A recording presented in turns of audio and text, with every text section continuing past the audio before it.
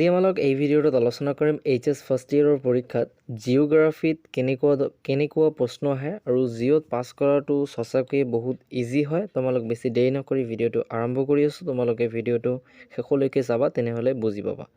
তোমালোকে স্ক্ৰীনত দেখা এখন ফটো আহিছে, এই ফটোখনত দেখা 1 মাৰ্কী প্ৰশ্ন আহিব 7টা, 8 মাৰ্কী প্ৰশ্ন আহিব 2টা অৰ্থাৎ 16 নম্বৰ, আৰু 5 মাৰ্কী প্ৰশ্ন আহিব 3টা, 4 মাৰ্কী প্ৰশ্ন আহিব 3টা, 5 নম্বৰী প্ৰশ্ন আহিব 4টা। তো তোমালোকে যদি হিচাপ কৰা 1 নম্বৰী প্ৰশ্নবোৰ তোমালোকে MCQত পাই যাবা।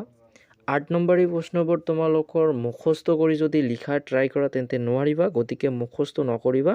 কেৱল মাত্ৰ জিঅ'গ্ৰাফিত যিবোৰ মেইন টপিক আছে সেই মেইন টপিকৰ ওপৰত ভিত্তি কৰিবা। ধৰি লোৱা প্ৰশ্ন এটা দিলে, প্ৰশ্নটোৰ ভিতৰত নদীৰ নাম লিখিব লাগে, নদীত কি আছে নে সেইটো লিখিব লাগে। তো তোমালোকে দেখিবা নদীৰ নামটো কি আৰু নদীত কি আছে সেইটো দেখিবা, দেখিলে বনাই লিখিব পাৰিবা। আৰু যিবোৰ 5 মাৰ্কী প্ৰশ্ন আহে সেইবোৰ একেবাৰে ইজি আহে। তো মই এনেকৈ যদি তোমালোকক কওঁ, তোমালোকে হয়তো বিশ্বাস নকৰিব, যাৰ ফলত তোমালোকে কি কৰা, গুগলত সাৰ্চ কৰা, জিঅ'গ্ৰাফি কোৱেশ্চন বুলি সাৰ্চ কৰা, এখন কোৱেশ্চন আহিব, সেই কোৱেশ্চনখন তোমালোকে দেখি লোৱা। নিশ্চয় তোমালোকৰ মনত এটা ফিল আহিব যে জিঅ'গ্ৰাফি পৰীক্ষা ইমান কঠিন নহয়, জিঅ'গ্ৰাফিত পাছ কৰা বহুত ইজি। ঠিক আছে। তো ছাত্ৰ ছাত্ৰীসকল, যিহেতু তোমালোকৰ আজি জিঅ'গ্ৰাফি পৰীক্ষা আছে, তো তোমালোকে পৰীক্ষাটো ভালকৈ দিয়া। মই তোমালোকক নম্বৰ মেকিংটো দেখাই দিলোঁ।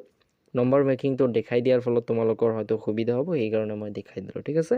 ছাত্ৰ ছাত্ৰীসকল, ভিডিঅ'টো অলপমান হয়তো আগত দিব লাগিছিল, মই অলপমান দেৰিকৈ দিছোঁ, মোৰ সময়ৰ অভাৱ সেইকাৰণে। তো ছাত্ৰ ছাত্ৰীসকল, আজিৰ ভিডিঅ'টো আমালোক ইয়াতে সমাপ্ত কৰিব বিচাৰিছোঁ। তোমালোকৰ আজি পৰীক্ষা আছে, পৰীক্ষা বহুত ভালকৈ দিয়া। ঠিক আছে।